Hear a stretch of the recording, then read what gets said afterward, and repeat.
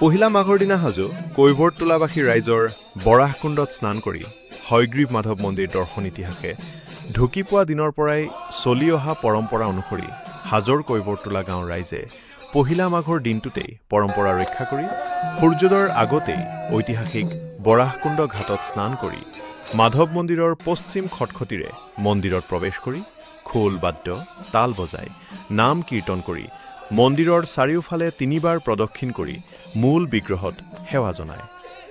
আনহাতে পহিলা মাঘৰ দিনাই প্ৰচণ্ড শীতকো নেওচি কৈৱৰ্ত সম্প্ৰদায়ৰ লোকসকলে ঐতিহ্য বৰ্তাই ৰাখি এক আধ্যাত্মিক পৰিৱেশৰ গুণানুকীৰ্তন কৰি বছৰ বছৰ ধৰি সমাজত এক সমন্বয়ৰ বাৰ্তা প্ৰেৰণ কৰি আহিছে বুলি জানিবলৈ দিয়ে কামৰূপ জিলা অনুসূচিত জাতি উন্নয়ন বোৰ্ডৰ অধ্যক্ষ নীলকান্ত দাসে। হাজোৰ পৰা অনামিকা কলিতাৰ ৰিপৰ্টকে লাইভ 365।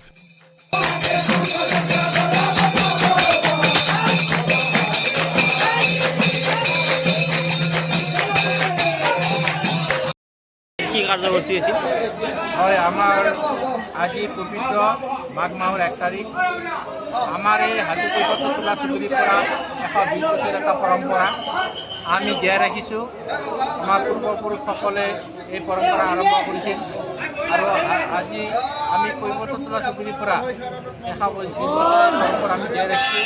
আমি সকলোৱে ৰাতিপুৱা ডেকা বন্ধু আমি বৃদ্ধ সকলোৱে মিলিত হৈ আমাৰ বৰাহকুণ্ডত আমি স্নান কৰোঁ।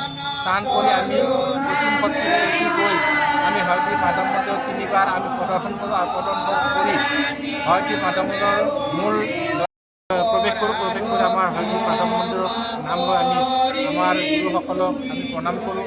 আমাৰ যিবিলাক ডাঙৰ আছে ডাঙৰবিলাক আমি আমাৰ এই পৰম্পৰাটো আমি ৰক্ষা কৰি আছোঁ।